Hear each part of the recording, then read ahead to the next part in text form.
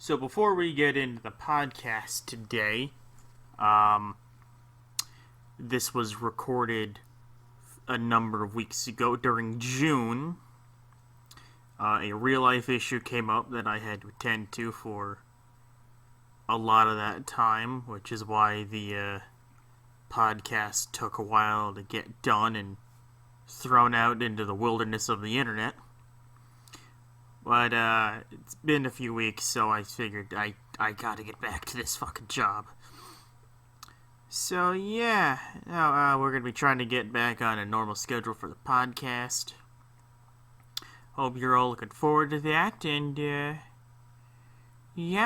that'll be all. Hope you all enjoy the show. Hello, everyone, and welcome to, I believe this is the 4th of the Outlaw Dive podcast.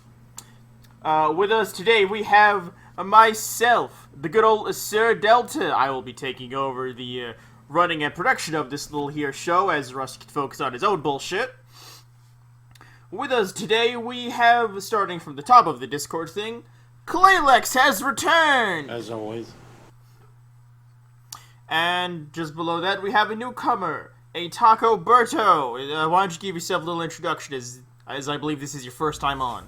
I was actually on the first podcast, the first episode, but I barely talked, but... Oh, shit, right, yeah, God, that was...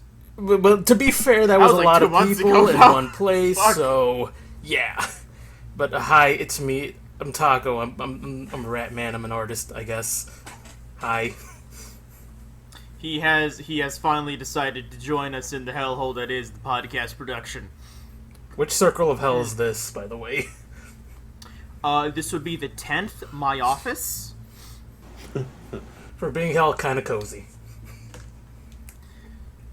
Yeah, I mean, yeah, it's the only place that gets decent AC. and lastly, we have a Mr. Unstable Reactor. Hello, women want me, the French fear me. God fucking damn it, man. Nice. That's it. This fucking man, I swear to God, the whole time I've known him. Anyway. I am here to derail conversations and make people laugh. There has to be a conversation in the first place. And you are a wonderful tool for that. So then, there's no real news for the dive this podcast. The website's still being worked on. Everything's still just trying to get worked on and shoved along. That's really all I could say on that front. So, how is everyone doing then? Canada is enduring the heat wave of the century, and the AC in my house collapsed. Oh, Jesus, fuck, man. I am currently burning to death. Help! I don't know how to try and help you, except maybe, advise you to shoot the heat with your shekel guns, but I don't know how effective that is. Listen, you open your freezer, you stick your head in there for a little bit, you're good. Whenever you start feeling hot that's again, what I've been doing every couple hours. Yeah. Oh, jeez, that's the struggle for sure. Shit. Oh. No AC? Well, shit. The option A is just live in the freezer, or B, roast to death. Take your pick. I mean, that's how it is for a lot of people. I know that's how it is for my girlfriend right now, because she's up in Washington. Oh, and gosh. They had...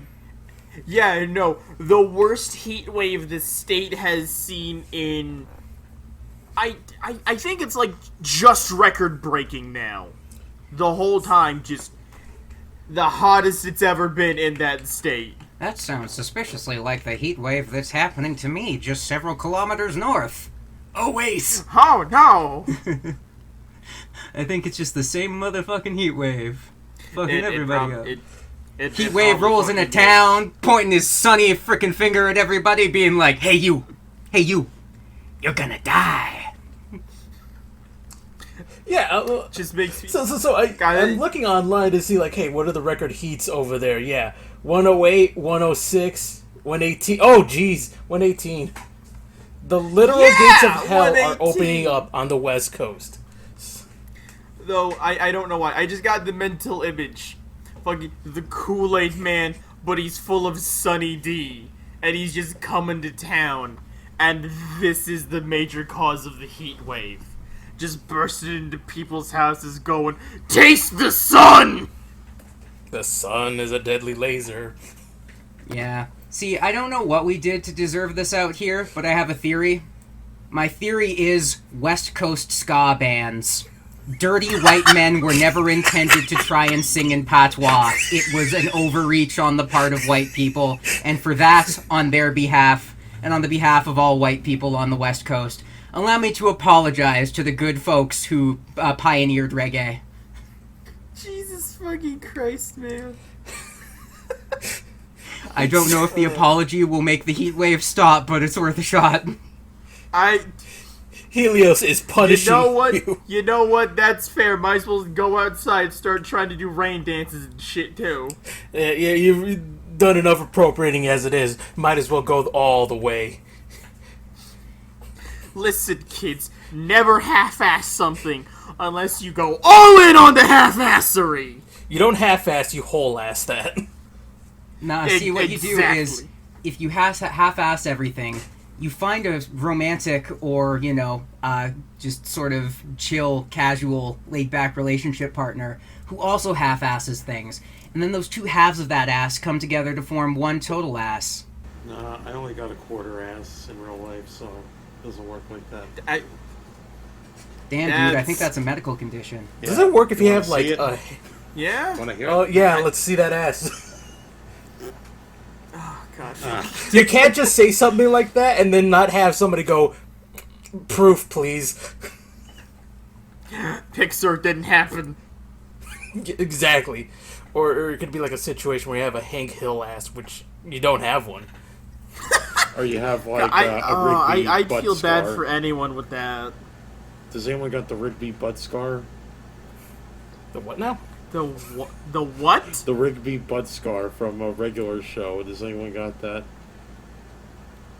Okay, so I didn't see every episode of that show, but I swear I would have remembered if there was an episode centered around Rigby's ass. If I had seen that episode, that is something that feels like it would stick with you.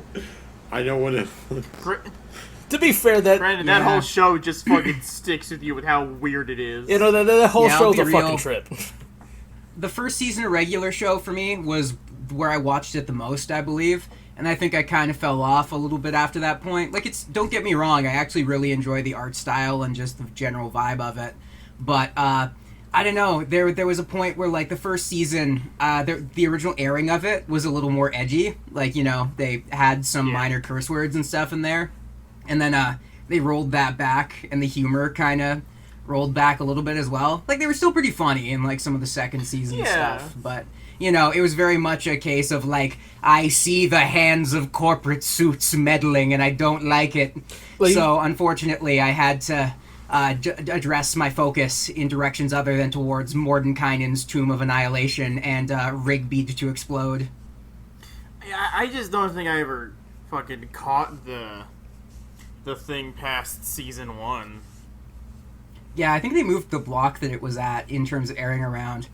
This is actually, like, a decent segue topic if you guys are interested in talking about, like, corporate interference in media creation and stuff. Oh. Especially since that's one of the reasons that we're starting Outlaw Dive to produce and promote independent content. Oh, wow, my what a wonderful favorite. segue into a great topic about this,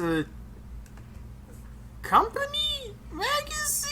I'll be honest, I'm not entirely sure what the fuck it is we're making. I still need to talk to Rust about this. It's like the Outlaw Dive is basically... What is it? I'm trying to remember that show. It's like Daredevil's, like, Matt and Foggy? Yeah. It's basically like that. Run-of-the-mill detective... Not, they're just a little firm, but it's, like, so poor that it's like you're wondering, like, why are we even here? Why are we doing this? Because we have to make a point. We have to make a point. We're not quite... We're not quite that bad. I'd say we're solidly at, like, Chaotix Detective Agency level. Yeah, We've we got just a got the big plaque. fucking crocodile. We've got a Oh, weeaboo, and then we've got a tiny person who yells loudly, and that one's me. Are you really the tiny person then? Wait, who's? Because I am short. Wait, hold on. Which one was the weeaboo? I think it's a toss up. It could be a lot of people. Who's the Okay, crocodile? well, yeah. That's There's a lot of. I views here. don't think it could be Clay at all. Honestly, throwing him in the Vector suit, I could very easily see that. Hey, fair. It's just then, who gets to be Espio? Yeah, no. I'm not gonna lie, fucking playing Team Chaotix for Sonic Who Heroes. would be Charmy then? Favorite part. Who's Charmy? Find all the Reactor. hermit crabs. Disgusting. And anyway, Let's not go in- Well, you had a better segue than I did, Reactor. So yeah, let's go on about that fucking corporate bullshit. Yeah, so Yeah. to kind of lead into it, I wanted to address something that I bring up a lot with my students when it comes to classes that I teach on sort of drawing and creating works in the manga or comic style. And of those styles, I think I really emulate Masamune Shiro's work pretty closely, or Yukita Kishiro, or, you know, good old Jack Kirby, Bill Finger. Like a lot of the original old style, you know, creators in early DC, early Marvel, whom for reasons I won't get into here, I have a lot of respect for, but for reasons that we're going to talk about in just a second, I think would have benefited from being able to publish more of their own work and having outlets like what we're trying to create. So one of the things that I think really stands out when you compare the market for manga and its current share of industry stuff compared to comic books in recent publishing things, if you're looking at the statistics for it, is there's really been like this massive surge in series like Demon Slayer, just absolutely dominating sales in North America and South America and Europe as well. And I would say that one of the things that stands out to me as just a really big advantage right off the bat is just accessibility and reading order. Like, tankobon volumes are numbered in a really intuitive and easy to follow way, because they are numbered with the numbers that they occur in, and then you start with number 1 and you move forward and read the other ones that come after 1. Whereas, like, there's this real trend that I've observed in both DC and Marvel where every 2 to 3 years or so, which is really narrowed down from like the 10 years it used to be before, we get like a Crisis level, Secret Wars level kind of event that's meant to connect and overlap and mobilize all these different titles within the umbrellas of these publishing companies. And I don't see anything wrong with that. I think that, you know, as an event in the way Final Crisis, Crisis on Infinite Earths, the original Secret Wars, the original Infinity Gauntlet saga, what have you, there was really a lot to enjoy about that. And I think part of it was just the number of comics that were being published at that time that had to overlap. Whereas if you look at modern interpretations of it, we've got a lot of new number 1s for a lot of new ongoings that are published in order to draw more interest from buyers, collectors, and new readers as an onboarding thing, sort of taking off from the movie industry stuff that they're doing for each of their IPs. But we've also got this massive level of correlation between the number of events that they're doing too, because they've observed that the most profitable movies and the most talked about things on social media are those big crossover events like Age of Ultron, Justice League, whichever version of Justice League you prefer. I'm not going to open that can of worms. Infinity we're not War. getting into that whenever here. It's not worth it. Well, we're not Yeah. going to nerd rage over that. I could, Well, that's but the I thing won't. is, I don't see it as a thing to get mad about either. Like, I don't hate either version of it enough to get mad about it in any super pronounced way. But I'm also not, like, married to the idea that one of those versions is perfect enough to defend it violently either way either. So, like, I think the problem that we've got is that it's this dense rat's nest of, like, continuity with some series that are ongoings with comics, whereas a lot of manga is really streamlined into one ongoing. Yeah, no, like, you go, you pick up fucking One Piece, you start reading, and it's just One Piece. Whereas you go pick up a Spider-Man, there's like 20 different Spider-Man Yeah, number ones. there's you like could Spectacular pick up. Spider-Man or Maximum Spider-Man or like Ultimate yeah, Spider-Man. Ultimate Amazing Spider-Man. Spider-Man. Yeah. Because you have. I will never forget, in 2013, I picked up, like, I think it was one of the Fantastic Four comics that was going at that time. I could be wrong on the date or the title, because there was a lot of, as I'm about to get to, overlap between different things. But I open it up, and imagine my surprise being greeted with, like, 3 previously on pages, recapping 3 different titles. There's like previously in Elektra, previously in Daredevil, previously in fuck? Spider-Man. I was like, okay, so I need to know all these things? Oh, jeez. Yeah, So it's you have when- like that. Yeah, man, I know it's crazy. I remember like I was reading Century, I think, and they had like he had so many crossovers in his in his first ever series. He had like X-Men, Fantastic Four, The Avengers, and I'm like, dude, I just got introduced to this character, and he's already getting everyone's like want to cross over with him. Like, really? Yeah. I'll be honest, it makes me kind of glad I never really got into comics, despite knowing a shit ton of people into them when I was growing up. It's really interesting, actually, because one thing I wanted to sort of talk about real quick was, like, the more independent sub-imprints that those lines have. You know, like, DC's got Vertigo, Marvel's got Image, and most recently, Invincible's, like, a series that's just popped off with its animated adaptation. And It's been yeah. fantastic, too. I love the quality of it. It's been spectacular. Oh, yeah, it's fucking amazing, except for one thing, but I'm sure everyone's pissed about that one Yeah, thing. you know. What is that? What would by be the that way? one thing? I don't think we could say it on here. Why? Or no, Why if not? we're just talking about the comic, I'm like, yeah, I know that one I mean, scene. Oh, yeah, the well, there's a comic, big- it doesn't have anything to do with the Yeah, comic. if we're talking it's the solely show, the then thing that yeah, goes it's like for then the- we could for the talk show. about it. Yeah. Are people upset about, like, the order in which the Omni-Man thing No. happened? I heard one No, person... no. no, That bitch. it was what they did with it was what they did with Oh Amber. my Yeah. god. God, I fucking Firstly, hate her. they did a wonderful job for the most part of making her a real fucking character. Yeah, the original Amber was just, like, a non-entity in the comic. Like, there just wasn't anything Yeah, to she her. was just there, and then she got the boot. Oh, right, that's that might be a bit of spoilers for some people, but it's like a 20-year-old comic. Yeah, okay, so at some point there's a cutoff date where, like, you can't really spoil it anymore because, again, the comic's been out for, like, how long? Yeah, anyway, It doesn't I'm correlate. not What going to say anything about the funny dinosaur man, no matter how tempted I am. Oh, God bless Funny Dinosaur Man. Anyway, but yeah, no, fucking, in episode 7 of 8, Amber and Mark have an argument, and Amber's like, "Oh, I know you're a superhero. I'm not stupid." And Mark's just standing there like, "Wait, what? You knew?" Yeah, I know. That was like the time that everyone was like, "Wow, she's actually a bitch now." Yeah, because in the previous episode, they went to the college where there's the guy who's converting people into fucking cyborgs. D.A. Sinclair, yeah.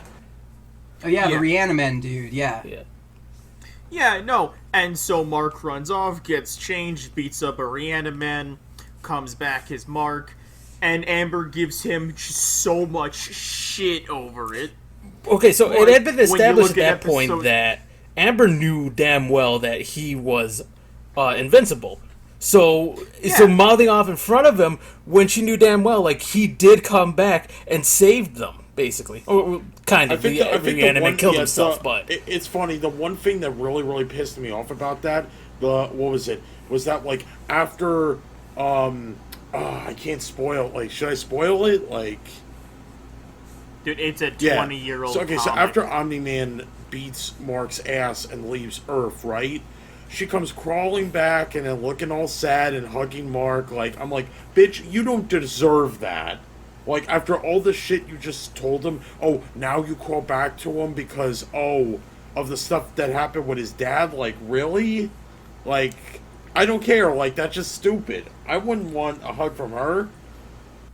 I wouldn't either. Yeah, it was also the thing of her big thing for Mark was, you never told me any of this shit. You've been lying to me this whole time, and I'm just sitting here as the viewer going, bitch, this is a government secret you're not supposed to know at all. And even if he's not allowed to tell you. He can't also tell that you. every person that we've seen connected to a superpowered person with like some level of public identity has been brutally murdered in the show up to that point. So like that was what I took from it. I mean, I guess they just didn't jump out at me as that intense of a plot point either way, but I was really like deep into they reordered the way the Omni-Man twist and some of the stuff with Robot works. Like, what else is going to change here? And maybe I just wasn't as hyper-focused in on the Amber subplot of it as much. Oh, yeah, like, I'll admit for the most part, I was very much more on the, like, oh wow, yeah, no, the robot reordering. I thought that was neat. I was very surprised with how that went. Yeah, And then too the bad we're Amber losing thing Zachary happened. Quinto as a VA this early, honestly. That's my one gripe about it. Yeah, it reminds me too. Is that- What was it, real quick? Is that My Hero Academia, right? The anime. They actually I could be wrong. They actually switched the arcs in order for watching it. So instead of what was it, the My Villain Academia arc, and then it was like the Endeavor Agency arc. They kind of switch it so it's Endeavor's arc first, and then they're gonna do the My Villain Academia arc. Because come on, guys, let's be frank. They put a lot of budget into that fight, so of course they're gonna save that for last. That's the one where they fight what's his face, Handyman fights the big man. Yeah, the big dude, basically, right? yeah, basically, Shigaraki fights Redestro against the Liberation Army. Yeah, I read up to that point. That's actually right about I the keep point they telling left people off in reading the that manga. is going to be that was the one kind of arc very important to Shigaraki. That's if people thought he was kind of a pussy, no, this is gonna make people go crazy. Even before then, he killed a whole bunch of people and destroyed a tower by himself. So it's just kind of crazy. So dang, Hamburger Helper's gonna go I don't read the ham. manga, so this is all news Yeah, to no, me. it's pretty Yeah, crazy. not that far ahead in the manga, so I had know, no it's idea. pretty All right. Again, it's pretty freaking crazy what Shigaraki does before he fights Redestro. All of this is honestly super vague and barely actually encapsulates what's happening. Like, this is one tiny bit I know, of yeah. what is a very I'm large and complex I'm arc. fucking sure it is, but it's just like, oh damn, he fights a fucking army on his own. Oh no, he this doesn't. I did not see He doesn't that fight an coming. army on his own. He's still got his, his pals with him. The Oh villains yeah, he still got. of the league. Him and the gradually decreasing squad, since they keep getting themselves blown up in stupid They ways. either get blown up, arrested, or they just do something stupid, and then that's it. They're done. All right, I did hear about my favorite league member got fucking axed. I know. It's like, No. oh, If it's who I think you're talking about, and I'm not going to say his name just to not spoil it. Yeah, please. I think we all know who. I think we all know who we mean. And then we all cry like, Yeah. Oh, God bless that fucking bad man. Oh, I think I know who. I'm not gonna say either, but dang. But to kind Big of circle Rick. back for a second on this one, just because we were talking about the Vision and the independent comic stuff and the jumping off of going back to Invincible the and actual those things. thing. One of the things I wanted to touch upon real quick here was that I think part of the appeal of Invincible is the exact same thing as the appeal of My Hero, which is just that they are effectively a very character-driven, character-focused stream of events that increase in intensity fairly steadily, but not in a way that things feel underwhelming after a big plot point happens.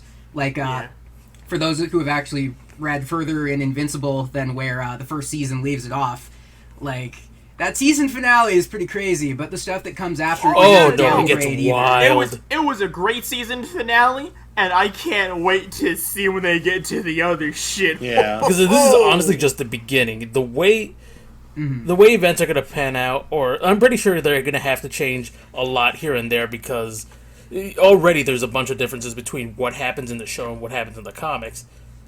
Yep. But they're but from the looks of it, they're still keeping like the key pivotal points in place, and some stuff does go down. Yeah, like there's a lot of things I can't wait to see, and a lot of things I'm just like, what the hell are they gonna change? Because as I'm sure most people who watch the show are aware of, the original comic maker is working on the show and is responsible for a lot of the changes to the writing and the pacing. So we have to blame him, though, unfortunately, for Amber's shit. Yeah. Unfortunately, yes, that is. I remember. I remember some of my friends. But it's an overall improvement for the most part, I think, because Amber's now a real character. I personally disagree flawed with that. character, but at a least character it's an now. action that her character's taken, whether we like it or not, right? I don't like either Yeah. Amber, to be honest. I just think she's just a. That's a I damn think shame. she's just a waste. All She's right. just a wasted character slot, in my opinion. They set up Adam Eve pretty hard. I know, pretty I early know, into all the you stuff know. with Amber. Oh yeah, though. they do. They said They it so do. freaking hard without it, being a challenge. God, that reminds me, fucking, when I was first watching it, because I was watching it with some friends, the both of them were just bitching so much about Adam Eve, they just did not like her, and moreover, her costume, just at all. For real. I mean, it's. Yeah. I think it's actually just even more of that in the comic, where it's a little more revealing. Hang on. I mean, it might be, but But yeah, I think it's interesting to see just the similar way those two series are received, you know? Like, My Hero and Invincible. Like, they seem to have a very similar vibe. I can see where you're coming from there, despite the heavy wall that is the one is a Western made comic and the other is the Eastern made comic, and you could very much tell the heavy differences between the two. But there is a kind of connection there that I'm talking more about substance than style, though, you know? Like, in the same way as I'd say Blade Runner has the same kind of ethos as Ghost in the Shell, and, Judge Dredd shares some stuff with some Japanese cyberpunk, dystopian sort of things as well, you know? I see. I wonder. At least in terms of thematics. Yeah. I wonder if I'll admit too, and I'm not afraid to say, there are some friends that don't like Invincible because they think it's too gore heavy, and I'm like, I guess they're looking for a more wholesome superhero thing, and to me, I'm just like, look, man, I gotcha, but there's always alternatives. Yeah, I think we've got a lot for that. In terms of the genre. I'm not too much super defense and invincible, but at this point, we've made so much superhero content that, look, sometimes it's okay to criticize, but sometimes complaining about this, and I'm like, just make your own, or just read something else, man. Yeah. If you want the wholesome heroes, Deku's right there. Or oh god, it reminds me too that I think someone even complained about that, and I'm like, what are you talking about, man? You're too wholesome. Oh, about the new plot point in MHA? Or no, it's not that, just because it's too gore heavy, and I'm like, come on, man. Really? Sometimes My Hero is too gore Sometimes I heavy. just like to troll my friends over and be like, oh, Shigaraki got his fingers ripped off. And then they're like, no, I'm done with this comic, fuck it. And I'm like, God, such a pussy, man. Jesus. So there's fucking that much of an freaking young. aversion to gore. That's... My favorite running meme is that one that every time a big plot point happens in My Hero and people don't want to get spoiled or they want to troll people, they post that faked screen cap of Bakugo getting killed, where it's like, SMH, can't believe they killed off Bakugo in the newest My Hero arc. I know exactly, and it's funny, I know exactly where that is, and I'm like, I didn't get spoiled, but I almost was at that point that I'm like, should I spoil it to people and make it as... No, because actually I think I did at one point, and people did get mad at me thinking that Bakugo died, and I'm like, and I actually explained that no, he didn't die. He didn't die. I'm trolling you. I'm doing a bit of trolling. I didn't know. I wasn't even trolling. I literally just put in the tag. We do a bit of trolling. I put the We do tags troll in, here. and I said, "Oh, this is a spoiler," but then it's like, "Oh, Bakugo got hurt," and I guess people thought that I was joking about that, saying that he's actually dead, and I'm like, "No, I'm being legit." I couldn't believe when Crooked Hillary came out on the last page of My Hero Academia He goes and shot Bakugo in the head. Deku has to fight Shigaraki. That is his destiny, just like All Might told him it is. That's how it is. That's how the public feels with him. He might be more villain than hero now, but I don't want to spoil. Honestly, like, finding out that, like, someone paying Donald Trump to summarize My Hero, like, in very vague or bad ways would be something I would actually be down for. That would be hilarious. That reminds me, there's the fucking soundbite of him reading off the goddamn Sith bullshit from Star Wars. Where the hell did that come from? The Darth Plagueis That's speech? hilarious. The whole Darth Plagueis bit? Yes, that! Remember that time that, like, oh god, remember that time in Star Wars where the oh god, I cannot believe this. Someone wrote it that Darth Vader had an obsessed fan. Remember that? And then Darth Vader came out and went, Your simphood disturbs me. And then, well, I think it was the weirdest. It was, okay, I did read it, unfortunately, but it was like, for a second I was like, okay, this shouldn't exist, but then when Vader killed her, apparently just, obviously, a whole bunch of SJWs came out of the woodwork and said Vader shouldn't have done it, and I'm like, what the fuck are you talking about? Like, of Vader's course Vader. I would say, of all the person villains now. to kill their underlings, I think Vader's the one that we can say has probably the best track record for doing it without discrimination. It wasn't even It's more underling. just like a... Yes. I was like, some... Oh, yeah, no, it wasn't even his apprentice. It was like an actual stalker. Vader Yeah. has killed for less. And then... Be honest. He has. I've played Force Awakens. I've thrown my own stormtroopers off the fucking cliffs on Kashyyyk. Yeah, like, and it's just like... Or however Yeah. you pronounce the Wookiee planet. It is with Vader. It's like, It's to him, Kashyyyk, like, actually. his men are basically cannon fire to him. Most of the time, he gives no fucks about them. Like, so, Well, it's like, why are you I'll getting be all honest, mad over I don't know, because he still rolls with the 501st. And Yeah, it's that's like, true. But, And it's like it's like his legion back from the Clone Wars. yes. It was just like, Well, but the still, boys, though, it's though. like, you get all bent out of shape because he killed a random stalker woman, and not to mention that he's probably, of course, he still has his old feelings for Padme, so I'm like, why would you, think that's gonna change at all? Also, it's Darth I know. Vader. He's the bad guy. Wait, hold on, real quick. Yeah.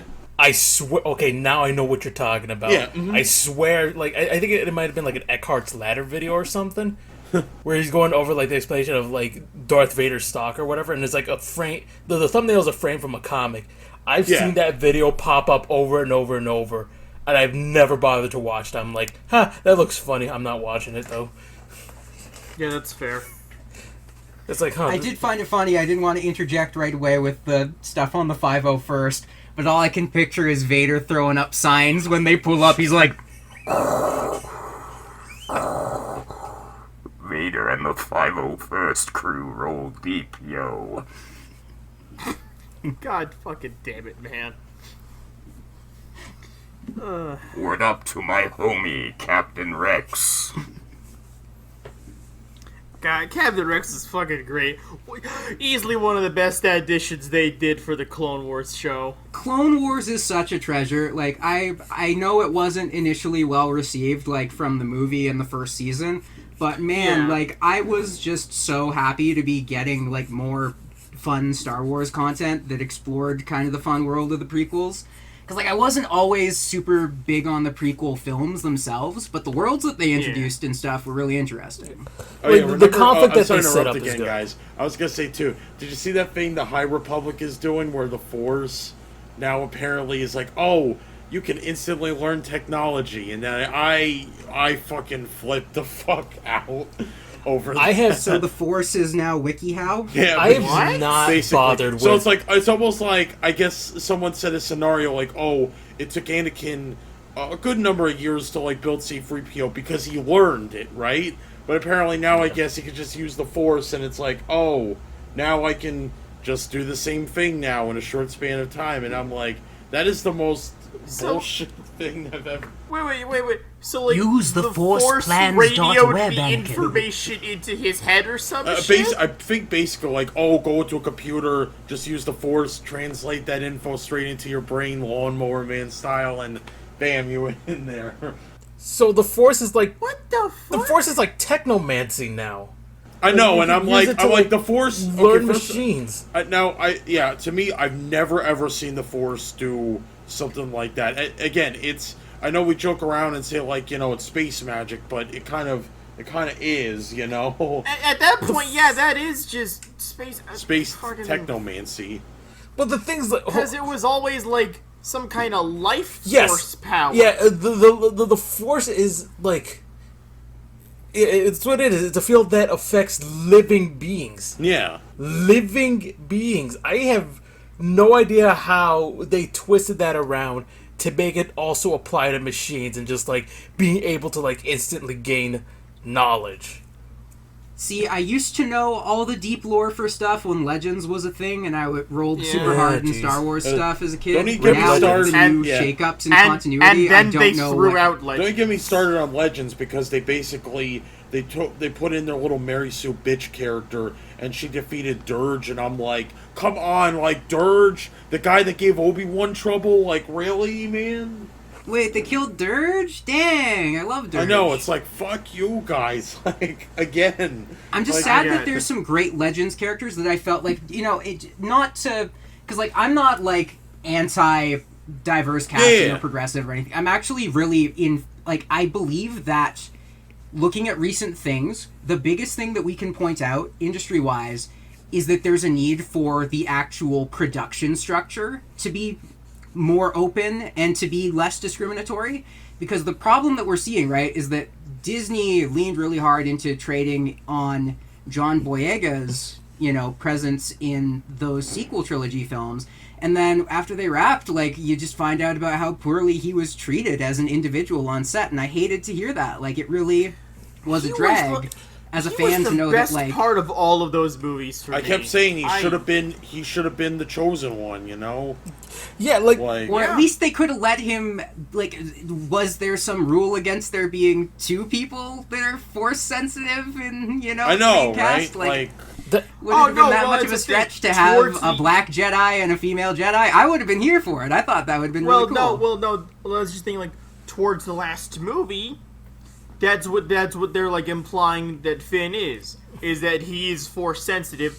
It just took him a little longer for it to click. and that never They went didn't anywhere. let him do anything with Yeah, it. no, It's no. the same thing as my critique of, like, J.K. Rowling's, like, being like, oh yeah, all this stuff is this on Twitter, where it's like, the intent is fine. I'm glad that your plan was there to do it now, but, like, if it's not in the books, if it's not in the actual material, like, what are people gonna have to celebrate? Pointing at, like, a tweet? Like, make the content have that stuff if you believe strongly enough in it, but don't, trade on the goodwill of people who really believe strongly in something, and then give them, like, little bird seeds and crumbs to, appease them. I don't think that makes anyone happy. That's just really lazy The problem, writing. We get it, JK. You made your thing decades ago before it was a lot more acceptable, and now you wanted, like, grandfather Harry Potter in so it can continue to be a lot more loved.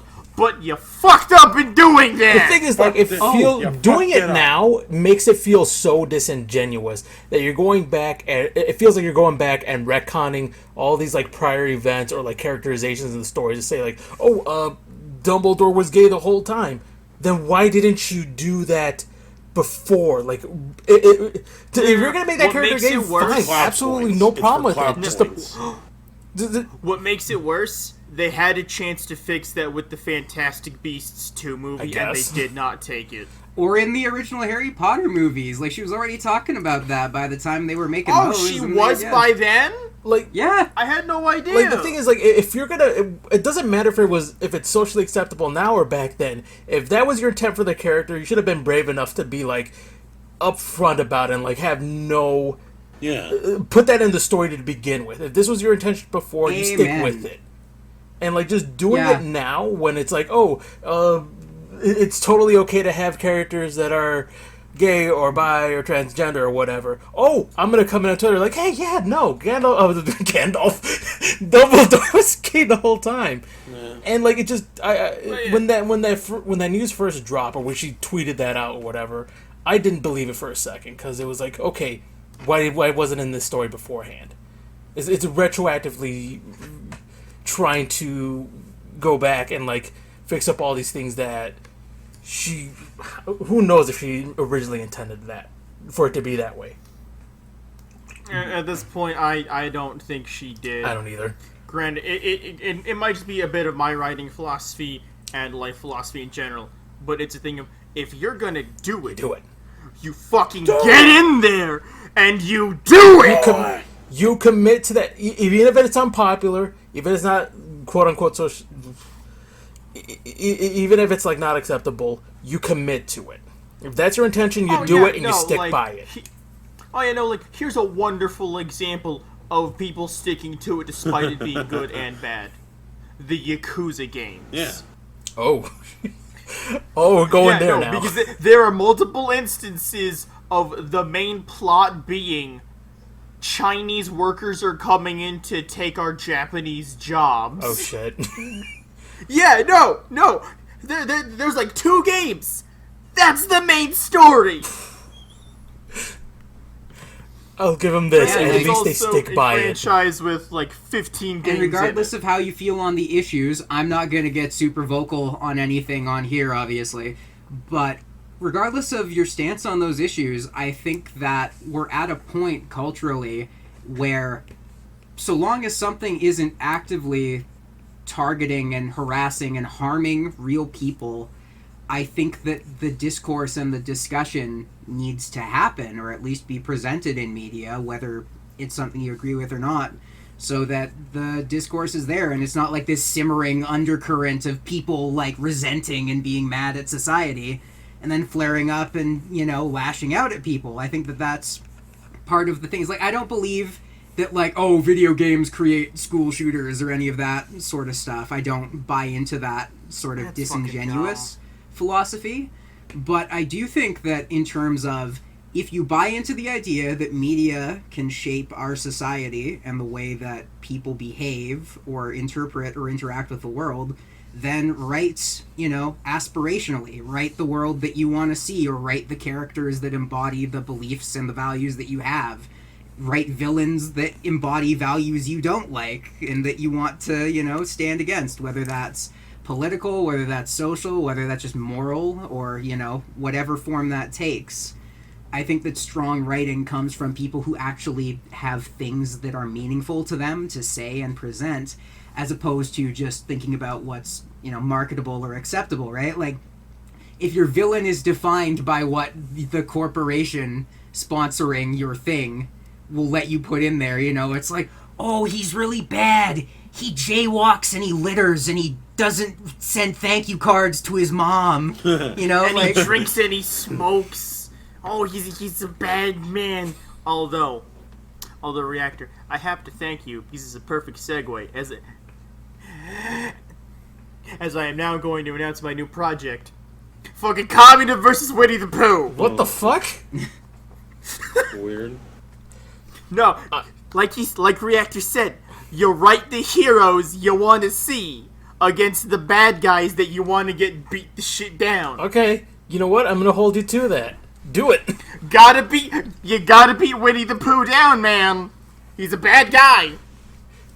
What are you doing in my 100-acre wood, Kamina? My He's communist taking plot taking does all not the like honey. your presence here. He said he was gonna give it to everyone, but then he didn't. He's a bad man. I misinterpreted that, and I thought it was like Kaneda versus Winnie the Pooh. I'm like, Kaneda! Fucking Winnie the Pooh is an analogy for Disney. He fucking keeps going over to Rabbit's garden and saying it's his, and everyone else is like, Pooh, no, it's not. Rabbit's garden is his own. I'm so confused Back right off, now. man.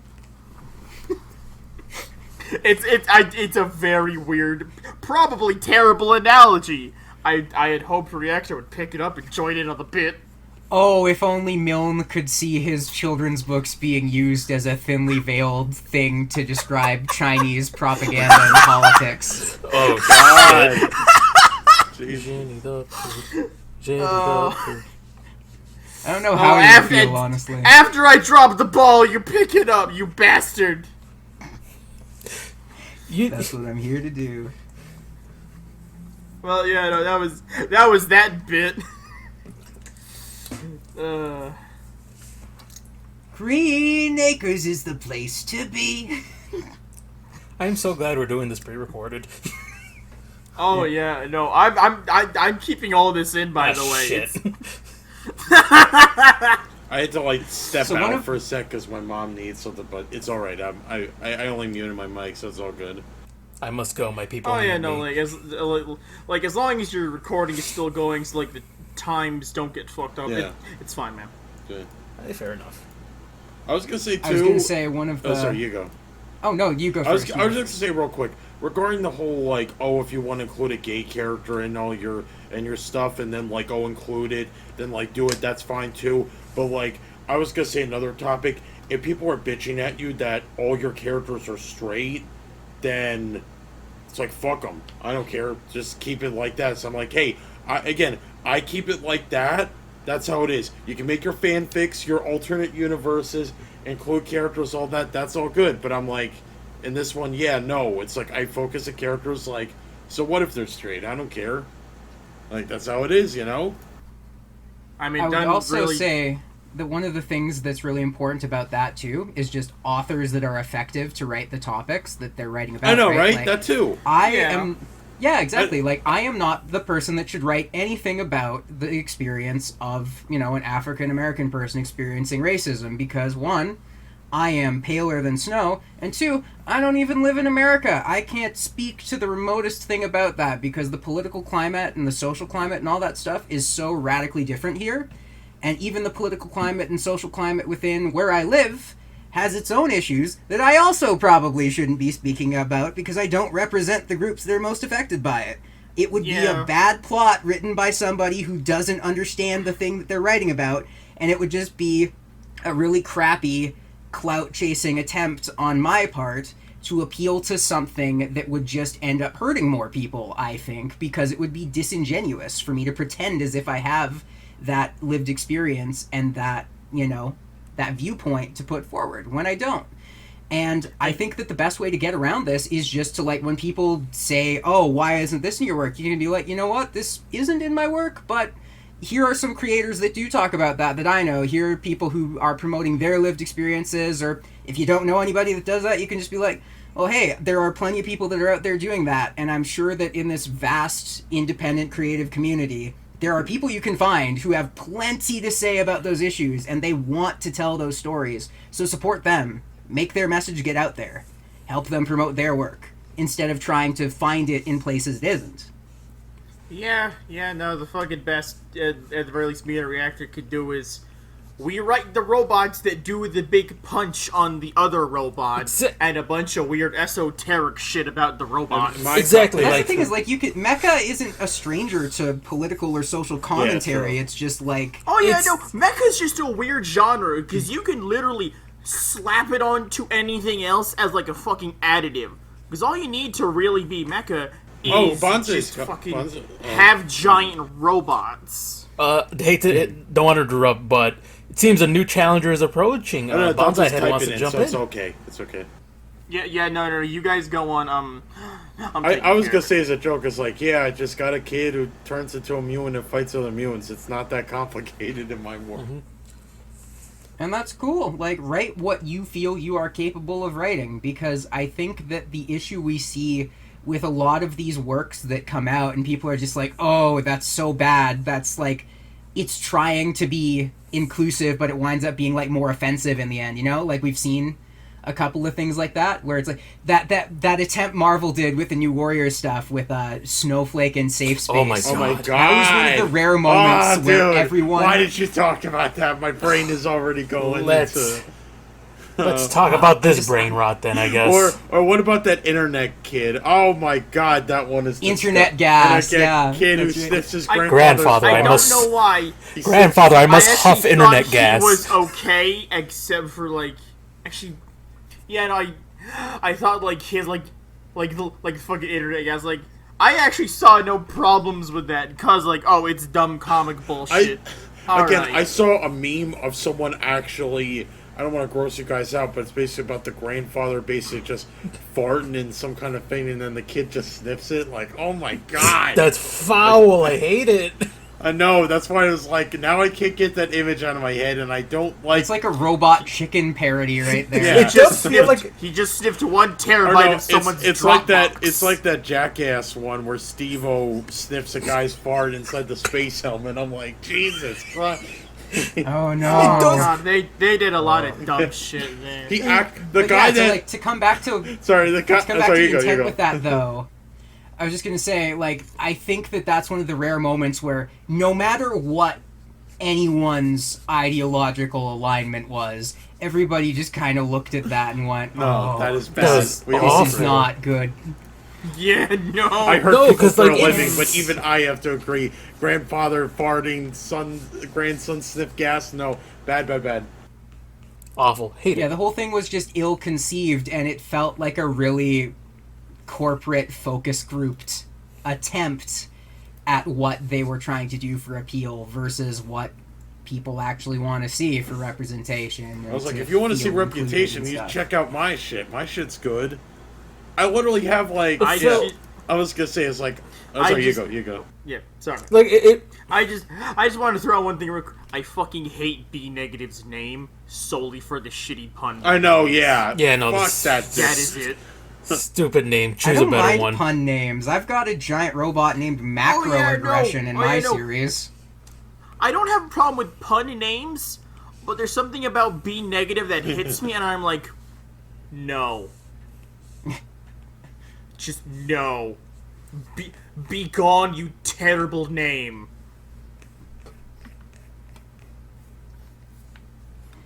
But yeah, So yeah, agreed on all. I'm just on all points because there. again, if we're going I don't know, cultural representation, whatever. If and sometimes that shit sucks too. I remember when Deputy went all not nuts, of course, but he just kind of criticized that Native American Captain America and his outfit. Remember Actually, that? I did not see that. Yeah. Recap for I me. This sounds remember interesting, seeing actually. it. I don't remember what he said about it exactly. Yeah.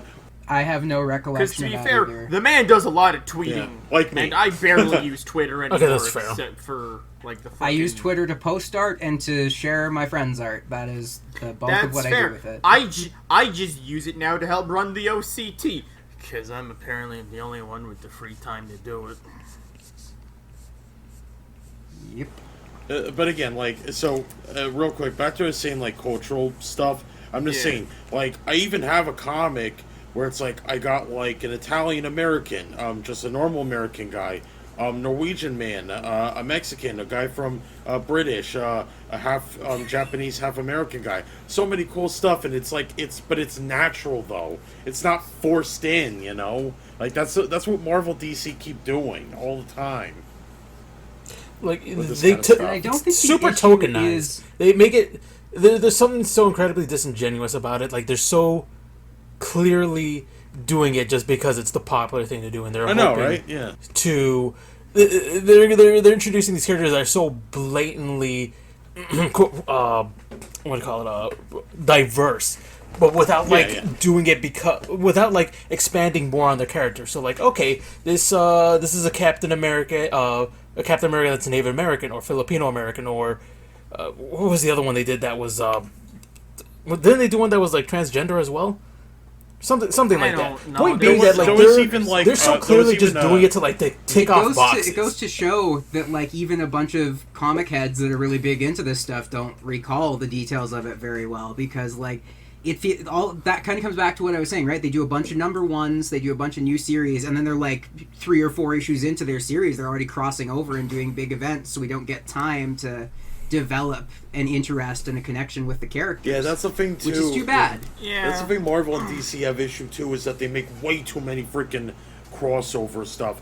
It's like, even then, like, again, reminds me too, I'm making a comic that's doing crossover stuff, but even I'm not gonna do like big ass events, like maybe like what, once or twice a month. That is ridiculous what Marvel and DC does. It makes it hard to keep track of all these stories too, because again, this goes back to what we were talking about beforehand. And it also makes it, and there's the other thing, it also makes it insanely expensive because you need to read up on like 20 backlog issues. That's like their strategy. Something about that feels intentional. It's like, you want to read this story? Well, you got to buy these others. Yeah, it's an intention because they want people to buy all those books so they can make back their money. But what you're doing is you're making them do all this crap, and it's like you're basically forcing them. You can't force them to like read an event, you know, and like caught up on all this. Like it's BS.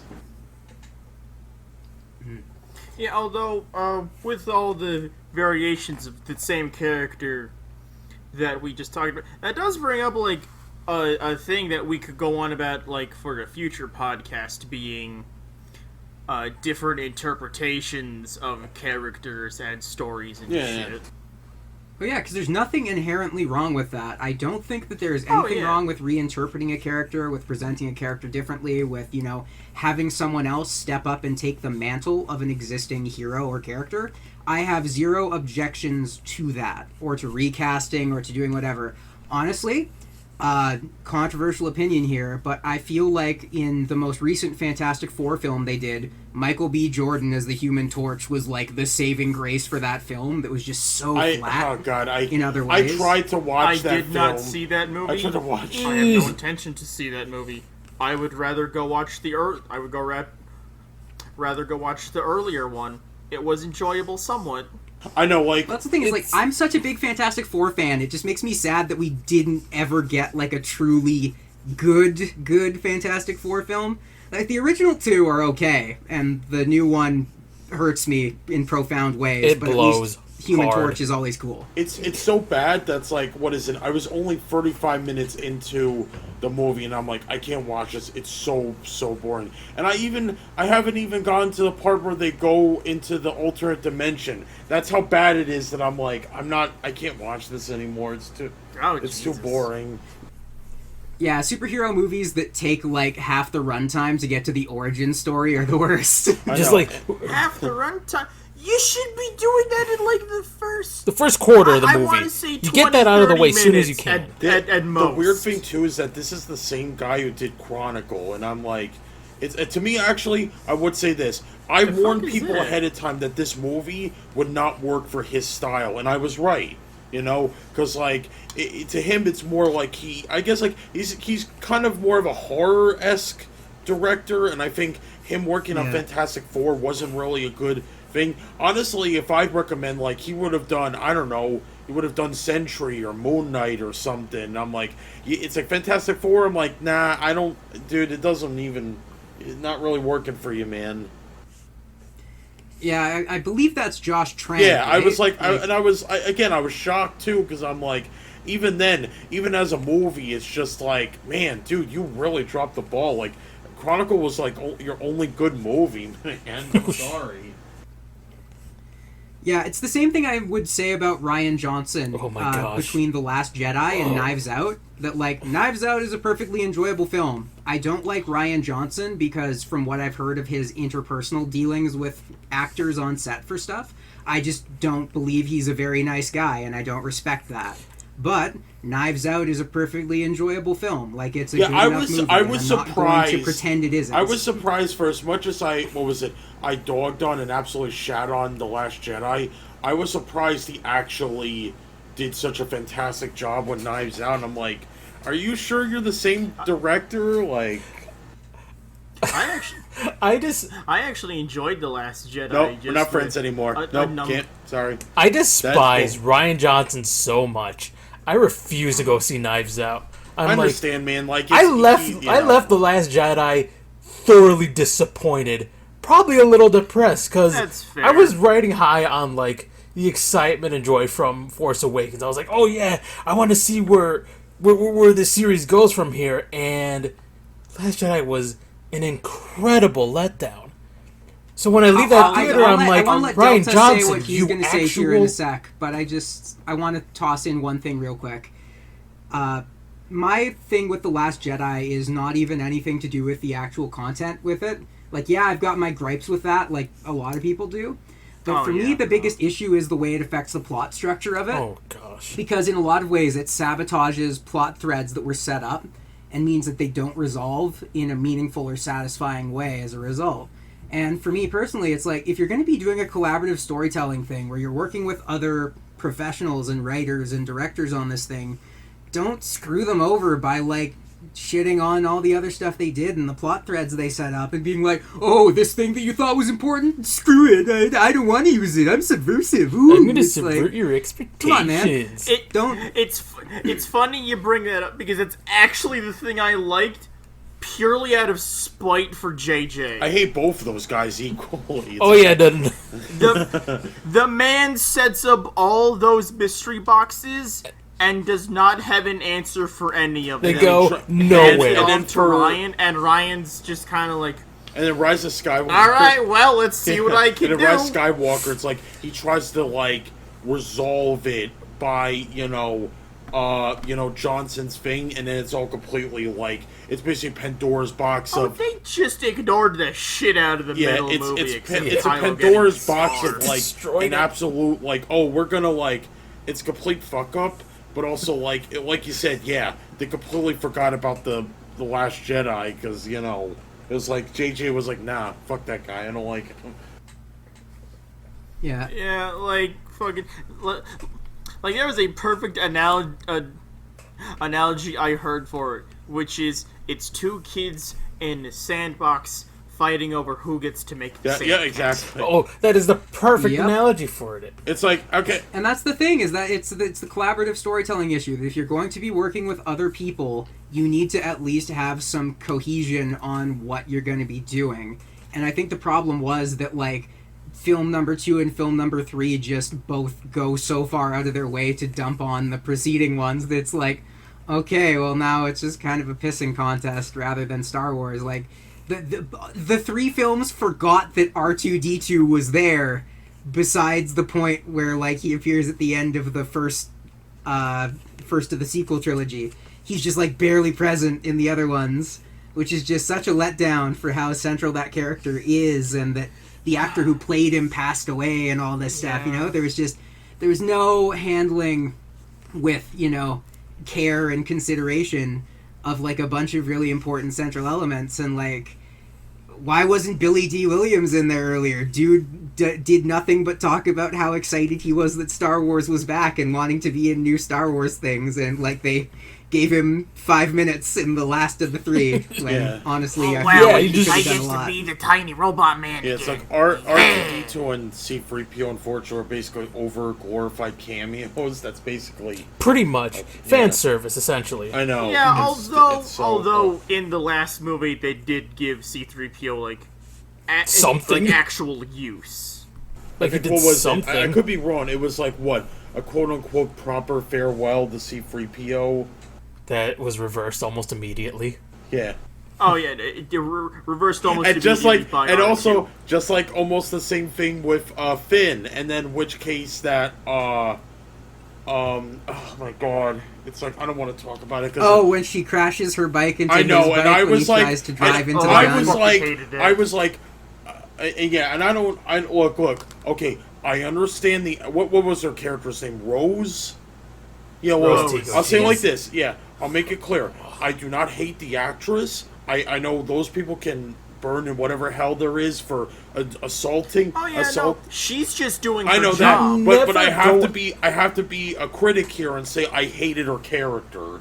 As did I. Like, I know, yeah, because like even then in the beginning, the first, what was it, 10, 20 minutes of the film, I already hated her character, and I'm like, I know Ryan is gonna make like, oh, that she's such a big deal, and she might be a possible love interest for Finn, and I'm like, no, they are not. And then she got like 1 minute in the third film. she doesn't even get to be part of the main get group. A minute. She got 30 seconds.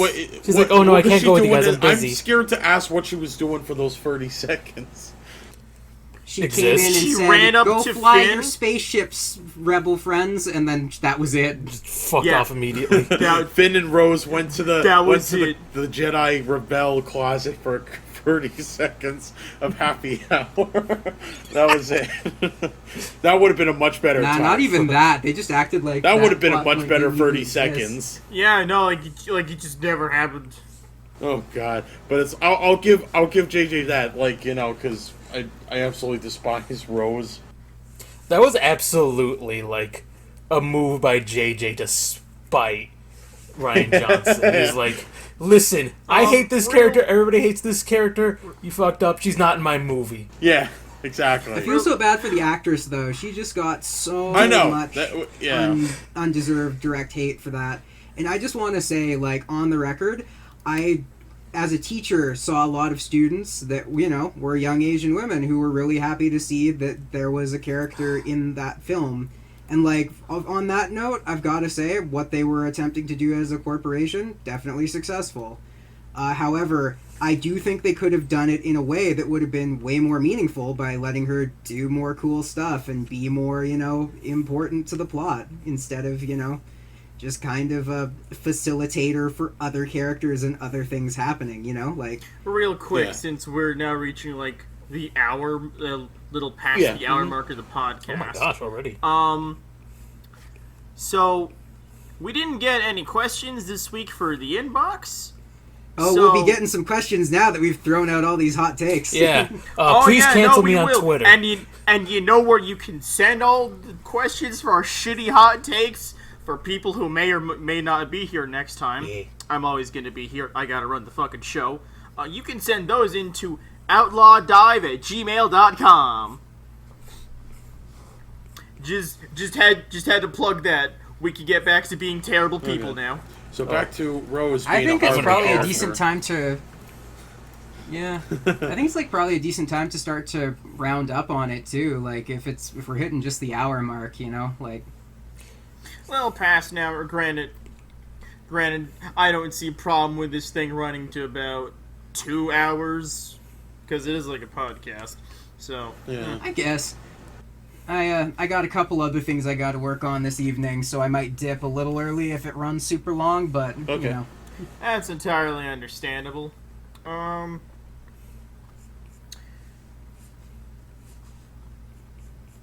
What the...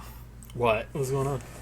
So I'm just trying to think now, like, we went off on a whole fucking spiral from initially fucking talking about the industries and how companies can intervene to... In a lot of ways, we've still been Wars. talking about that. We've still been We talking basically about went from the topics. industry hating, like, specific characters, and then it was just like, oh, fuck Rose, hashtag Star Wars. Alright, yeah, that's fair. We're still on track. Yeah. It's still within, For what like, it's industry worth, stuff. I don't want it to seem like my point is just to bash on things and to be anti-this and anti-that, because that's really not the perspective that I have. I think that the issue is that, coming back to what we were talking about with independent publishing, the importance of independent publishing is that you allow voices with things to be said and points to be made to make those points unfiltered through the lens of marketing something to entirely be a vehicle for making money. Like, yeah, of course, we all still want to be profitable and to have successful, independent, self-sustaining projects with interesting stories and a dedicated base of people who follow it and stuff. I think that's every independent artist and writer's goal and vision. And I know a good bit of that is what went into the initial making of the Outlaw Dive itself. Mm-hmm. Along the thing of, man, fuck webtoons and tab, they kinda suck. As somebody who used to upload on there, looking at I their totally conditions agree. for what they allow recently. I found it really funny that like pretty much everything they were I was going down on the list. They were like, "Oh yeah, you can't do this, can't do that, can't do this, can't do that," and I was just like, "Oh, we are rapidly exhausting the list of things I do." Yeah, no, like they've incredibly restrictive. Like I'll be honest. I'm not really sure for webtoons because I haven't looked at that site in years, but I know for Tap they have. I can bring up the list right now and we can read through it here. That's something we could do. Oh yeah, have gotten bring a up the tighter list. hold. Let's see how ridiculous man, this is. Bring up the list. Let's see what the competition won't allow and what we can tell our creators. Yeah, no, sure, do it. It's like, yeah, no. Okay, all right. Hey, you feel webtoons So- is too restrictive? Topastic's too restrictive? Come here. This is where Okay. you'll have your So freedom. starting from the top, like the top is the most reasonable. Yeah. Content guidelines: abusive or hateful content, malicious or abusive content or comment toward creators or other users is not allowed. This includes revealing an individual's personal information. Hateful content or comment that promotes or encourages violence or has the primary purpose of inciting hate towards individuals or groups based on race, ethnic origin, religion, disability, gender, age, veteran status, sexual orientation, gender identity, political orientation, etc. is not allowed.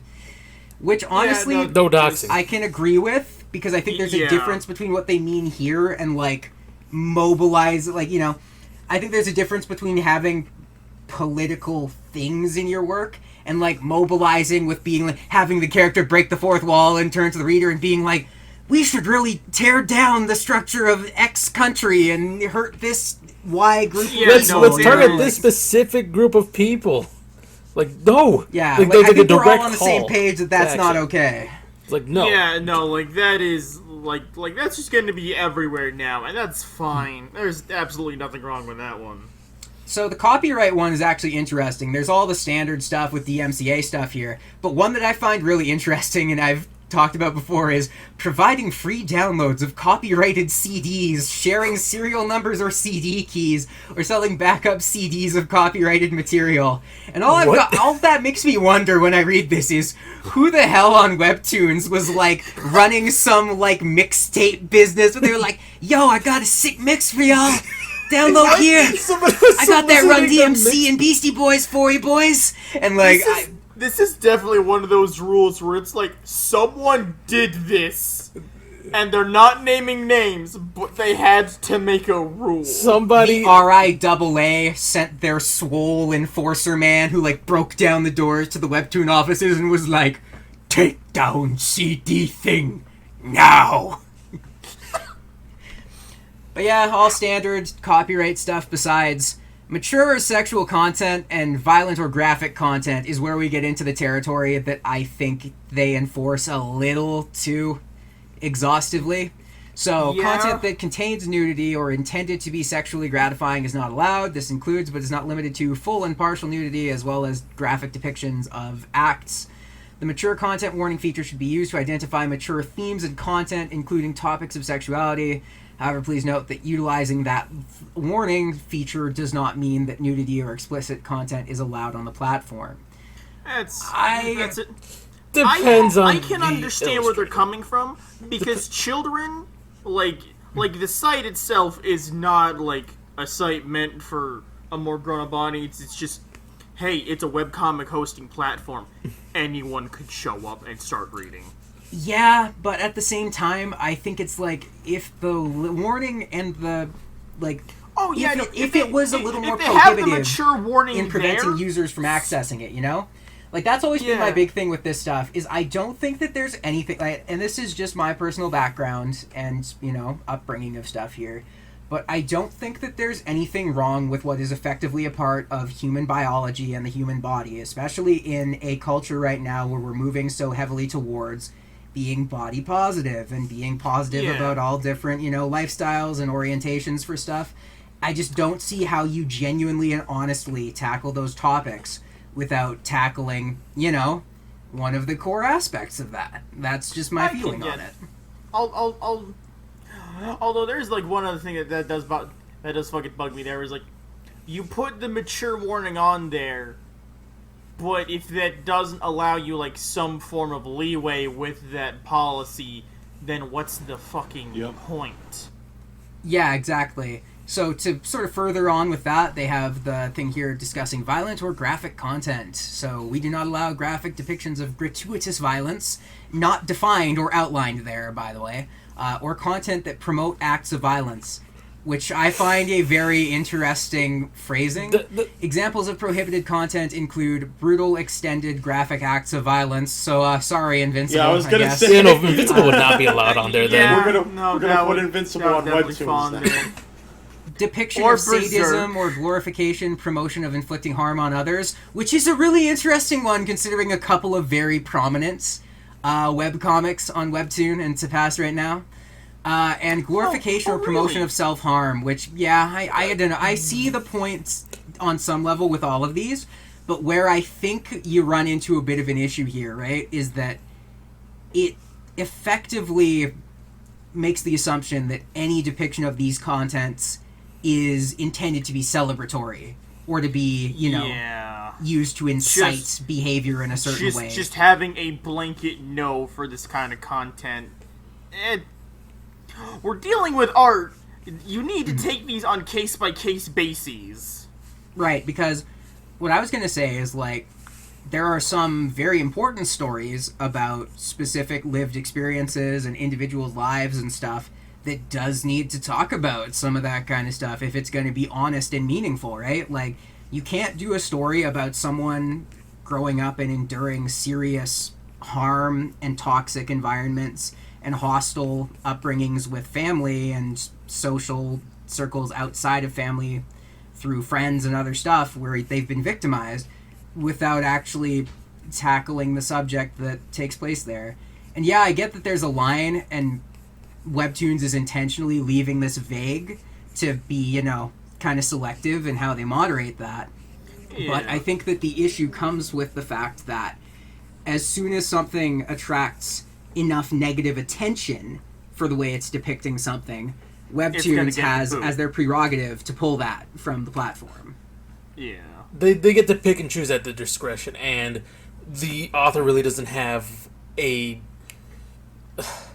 good chance of like battling that, because they can just say, "Oh, it was against our very vague and like really broad rules, so we have full authority to take it down." Where each story is gonna be really needs to be treated as like a case-by-case basis, as their own thing. Like, yeah, no, not all of these stories that depict violence are going to be celebratory of it. It all depends on the webcomic and like the author that's publishing it. But the way the Pacific or Webtoons is not going to treat this as on a case-by-case basis. They would rather do a wide sweeping ban, kind of like what YouTube does. Yeah, and I would also say that like it effectively keeps out entire genres of comics. Like there's 5 of like the 7 core types of horror that you just couldn't do with these restrictions in place. Oh yeah, for sure. But like there is like another little piece that goes into this of Webtoons is a Korean-based company, so they just have inherently different values than what we over here got, since we're just a couple jackasses in fucking North America. Okay, you know what, that is totally true. To be fair. Absolutely. Although I would say that, like, once you make any platform international, right? Like, I think that it's the same critique that I will make and have said vocally about America's policy on internet regulations and stuff before.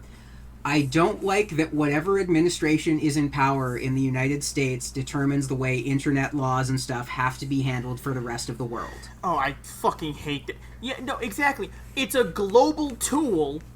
One country should not be able to just decide, put a law in that will then, by proxy, fuck over everyone else. Because you can't do that. Yeah. What we've seen with Google and Apple and like the content that Apple will allow on the Apple Store for like certain programs and platforms, right? Like, that's a big part of what killed Tumblr. Like Tumblr purged a bunch of its explicit content in order to comply with Apple guidelines. No porn. And the website Apple died, still basically. didn't relist the app for a long time. Basically, no porn, no go. And Well, not even just that. Like, I was a active user on there for a long, long time, doing stuff that varied across several accounts, from more intense and, you know, risque kind of content to stuff that was just like, hey, this is studies for anatomy and stuff like that, which is not inherently explicit. It's a form of art, right? Like, it's a study in order to influence and improve one's ability to depict the human form accurately. the problem was it was And- moderated by a Remember what bot it's- too, or an algorithm, and like it was, it would. and that was part of the issue. That's how a bunch of my accounts got nuked. So fucking. This does bring up the thing of like, they would then like throw in like Michelangelo's David and the Vitruvian Man in the same bucket with Hentai. fucking smut of Tumblr of fucking Tumblr sexy man number 247.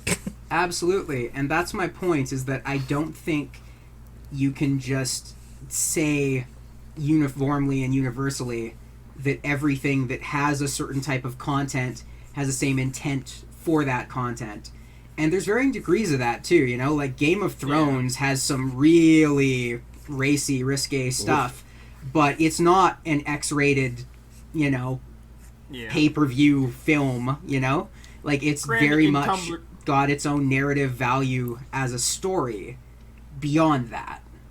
Granted, as far as Tumblr's case, and at least to me, I can cut them a little slack because it is millions of posts to go through. And they accepted that responsibility when they ran the platform, and under safe harbor laws, they had the prerogative to take stuff down at any time. The only thing that motivated them was money and listing on the App Store. That's my issue Yeah. that I take with it, which is situational and context-based. I just kind of left because there was no porn, so you know. I'm going to be totally I mean, I honest. think a there lot was- of people did. Yeah, same. Yeah, no, there was a mass exodus from Tumblr when that happened. No porn, no And now go. Twitter's That's what stuck we with said. it. Yeah, no. I was part of that exodus, and that's why I had Twitter. Like, I had not used Twitter before that. And it wasn't just, like... I wasn't just on Tumblr for that content, but just the fact that they so quickly and suddenly started banning all that stuff outright. I just couldn't... I couldn't abide by that, because there was just a lot of artists had put in so much time and dedication to building up their page, posting their work online for everybody to see, and promoting their stuff, for Tumblr to just, without like any chance of what do you call it? What's the word? Without any chance of like Recourse? Yeah. Without that to like contest this or anything, or if there was like they didn't even ask their community or whatever if there was a change that they wanted implemented, boom, just out of nowhere. So yeah, no, I had to leave that site because that's just something I can't stand. When like a whole website just censors like the work of like when the site treats their user base so poorly like that. Yeah, I'd agree. And I'd say that with a lot of platforms that sort of thrive on user-created stuff, like, it's the same gripe that I have with Patreon and, like, their wishy-washy, like, God. back and forth on policies about stuff. Exactly. That they'll be like, we are removing all of this content now. And then a bunch of really high-earning creators that produce them a whole bunch of revenue are like, okay, cool, well, I'm leaving. And then Patreon's like, wait, we will no longer be making that change. You know, and it's like, it's not motivated by believing it's the right thing for their community. It's They money. just realized that they're going to shoot their brand in both feet and effectively take a flying leap out a third-story window. You know, like, it's not... That's a thing with these, you know, organizations and these businesses, is that they aren't motivated by caring about the users that have developed their platform, which is a very different ethos from early internet communities and sites, and these new internet communities and sites that have effectively got, you know, an oversight board and a panel and a CEO and all this stuff. You know, like, I get that there's some level of necessity for that sort of things, but, like, you look at the people they put in charge of this stuff, and they bring in, like, you know, the CEO of Goodyear Tires. It's like, he ran a big business, he understands money. It's like, no, but he doesn't understand internet communities. He's like 70 years old, and he's like, old decrepit how boomers does that my don't know what they're doing. BlackBerry put the photo on the Twitter? The man understands tires, Yeah. not the computer. That it's all this, it's like this nepotism and the successful, you know, quid pro quoing the successful with, you know, folks who come from money and work at a position where a company continues to make money, or even if it doesn't and it goes under their watch, they walk away with a bunch of money and take another job at another big company, you know, like, and it comes back to the thing we're talking about with IPs and with creativity and other stuff, and this is something that I do really want to put out there. I don't like the fact that we are seeing all of these companies take IPs and buy publishing houses that have existing and successful series or games or what have you, and, you know, taking that name and that successful reputation that thing has, milking it for all it's got, and then effectively trashing it and dumping it when it doesn't make the crazy money value that they think it should anymore. And that's the thing, is like, when that's your margin for success and quality, you get a bunch of, you know, FIFA 2022s where the entire game is just a slot machine. And you're just milking it for money, and it's such a short-sighted, like, short-term monetary game that's what they're going for. They want money here and now, rather than put the time and investment into making this a long-term project that might not get them a whole lot of cash right at the start, but over time they'll cultivate a following, like a dedicated and steady fan base that will, over time, they'll make their profit that way, but they'd rather just have it come all in one go rather than taking the time to think about this long term. You just want the money now, and screw whatever happens in the future. We get paid now. But yeah, the era of the instant gratification board of executives for stuff needs to end. These people do not have the best interests of the audience or the product or the storytelling in mind. They don't. Like, it's all about what's marketable and what's profitable, and, like, they can say whatever they want when it comes to the intent or the ideologies or all the stuff for it. But the fact remains, if they really stood by the, like, sort of PR releases that say the things they claim to believe, they would have been doing them long before it was marketable and socially acceptable amongst the broader public to do them.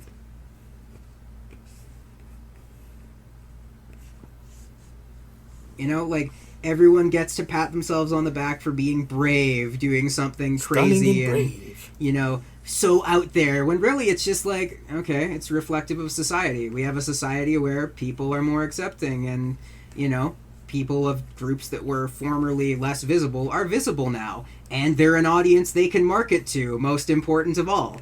And they trade on that, and, like, it's a really disingenuous thing that I am really frustrated with, because it trades on two really impressionable audiences, which is young people who are really motivated to have their identity recognized and to be accepted by society, and to falsely give them that impression that this is done out of a sense of benevolence and really being empathetic and caring. And while I'm sure there's people within those companies that probably do really believe and think and do those things, the people right at the top that make those money-centric decisions about the big profits that come in at the end of the day, I can't honestly believe that there's a genuine, heartfelt intent there that doesn't go past 4 layers of scrutiny on how something can make money.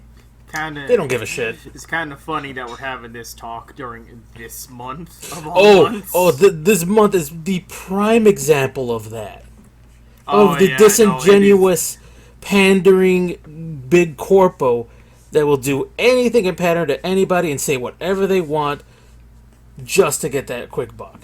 There is just... And as soon it's as the such a- month is The month is over, over. watch, they are all going to drop those logos, and they are all going to go right back to business as usual, which is stupid, because business as usual is having this clientele of people that they claim to care about right now for this month the whole year. They exist all year, every year.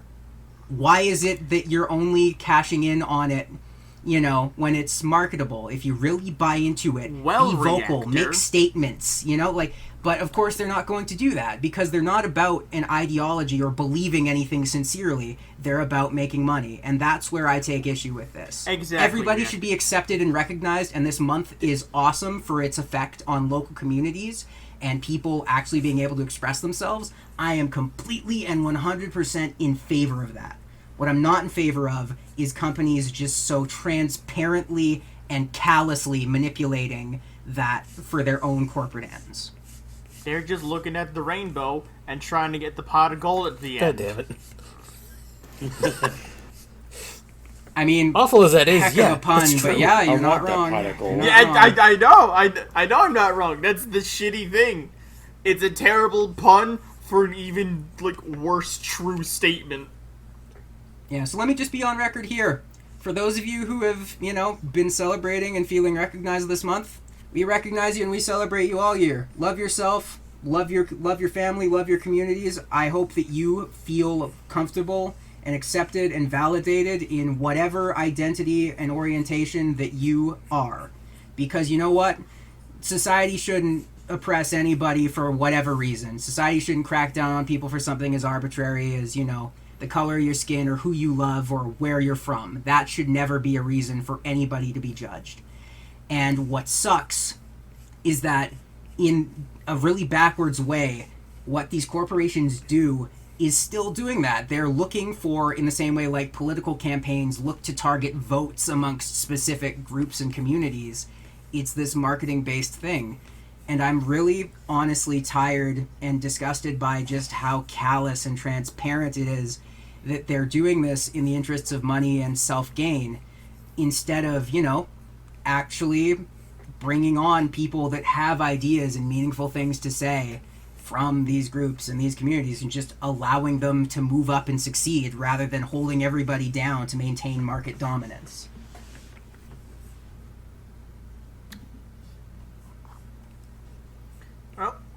Well,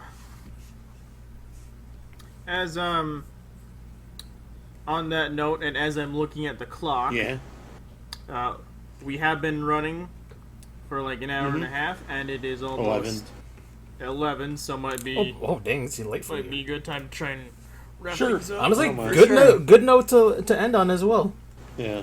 Hell yeah, we are Outlaw Dive. Everybody's welcome. Everybody's truly and honestly accepted and respected for whatever your identity is. If you want to be part of an independent collective that celebrates things for your creativity and your passion and what you're looking to do, come join us. We're looking to bring in creatives that don't have avenues to share meaningful and cool ideas elsewhere. The only thing we want from you is a fucking spirit to make that art and get better. Hell yeah. So, yeah, no, this has been the Outlaw Dive podcast. Incredible. With myself being Sid Delta, we had a good regular Yep. Clay. There was the Taco Berto, Yeah. It me. and we had the fucking, I don't even know what to call you sometimes, man. Unstable Reactor. Unstable Reactor, apparently Crusader of Justice for today. I don't know where that came from. Yeah, but hey. you got Crusader. riled up and passionate. You have a lot of things to crusade in your blood, though, man. Let's be honest. There's a fire in Yeah, your that's voice. the I thing love is it. when. Yeah, I have to say it. I encounter, like, even just online working and doing commissions, I encounter anti-Semitism. I think discrimination is horrible, and I think the only way that we overcome it is by having a society where everyone truly is treated equally, instead of being, you know, treated like a marketable audience. So, I'm going to treat everybody equally. The one question we all have to answer, though, to Reactor, why haven't you followed my Twitter, man? I thought it But was. no. Oh my god, though. God, I swear, God, I swear, fuck. though, guys. everyone does that. They're like, I haven't followed your Twitter. It's like, yeah, you haven't.